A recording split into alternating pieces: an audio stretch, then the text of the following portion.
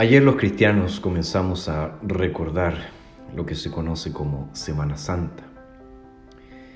Y ciertamente esta semana está dentro del calendario litúrgico. Pero es bueno que nos detengamos estos días a reflexionar acerca de lo que realmente sucedió en la última semana de la vida de Jesús. Todo comenzó cuando Él entra en Jerusalén. Y su entrada es descrita en términos de una procesión real impresionante. Y es por eso que se le conoce como la entrada triunfal.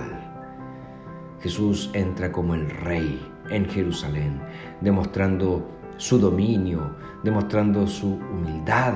Y Él recibe toda la gloria. La gente gritaba: ¡Hosana! ¡Hosana! Bendito el que viene en nombre del Señor. Bendito el Hijo de David. Pero Jesús no solamente llegó a Jerusalén en medio de muchos gritos de alabanza y de alegría. También Él lloró por Jerusalén. Especialmente lloró por aquellos que rechazaron su llegada. Y el día lunes nosotros encontramos el registro de lo que pasó allí. Particularmente lo encontramos en el Evangelio de Lucas. En Lucas 19, versos 45 al 49, se nos dice: Cuando entró en el templo, comenzó a echar fuera a los que vendían, diciéndoles: Escrito está, mi casa es casa de oración, pero ustedes la han hecho cueva de ladrones. Enseñaba cada día en el templo, pero los principales sacerdotes y los escribas y los principales del pueblo procuraban matarle, pero no hallaban manera de hacerle algo, porque el pueblo lo escuchaba con mucha atención. Al venir al templo, Jesús obviamente estaba entrando en un edificio lleno de esplendor. De hecho, el templo era la gloria de Jerusalén. Herodes había gastado grandes sumas de dinero para renovar el templo. Y el templo era el lugar de peregrinación, el centro de la religión judía.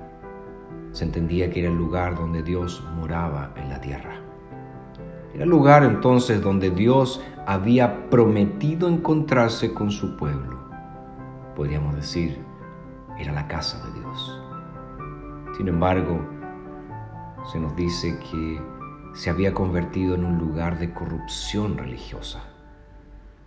Por lo tanto, cuando Jesús fue al templo, Él fue al centro mismo de los problemas espirituales de Israel.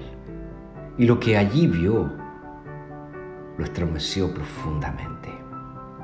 Mateo en su evangelio nos dice que Jesús arrojó las sillas y volcó las mesas de los cambistas.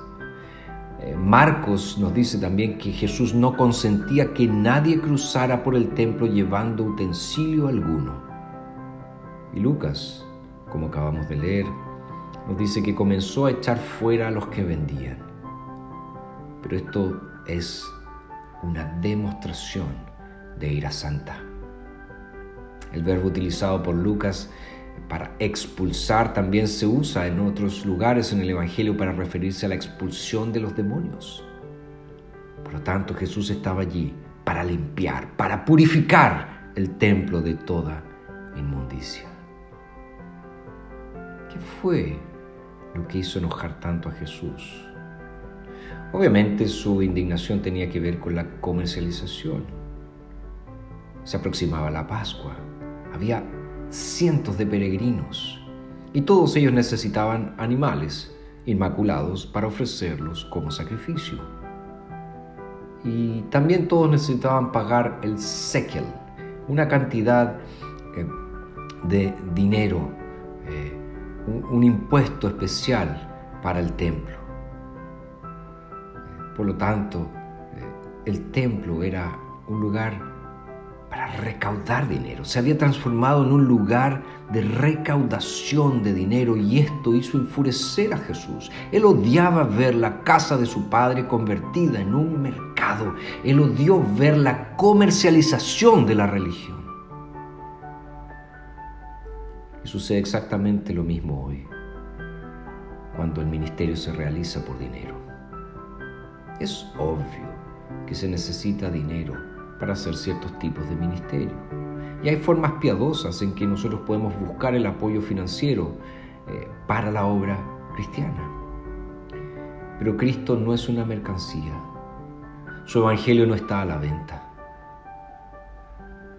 Cuando ponemos el nombre Jesús en una camiseta, o vemos el evangelio de la prosperidad en televisión, o escuchamos iglesias que se convierten en una especie de centros comerciales, estamos presenciando nada más y nada menos que un insulto a la santidad de Cristo. Pero esta compra y venta solo son síntomas de un problema más profundo, un problema del corazón. Y para ver cuál es ese problema, tenemos que darnos cuenta de lo que está sucediendo aquí. Cuando Jesús vio que la gente hacía estas cosas, Él se enojó con justa razón, porque en todas estas compras y ventas estaban descuidando a los pobres y estaban olvidando la verdadera adoración a Dios. Por lo tanto, no permitas que otras actividades te hagan perder el foco. Recuerda que tienes que hacer obras de misericordia. Nunca olvides a los pobres. Y también recuerda que tu cuerpo es templo del Espíritu Santo, donde Jesús habita por fe.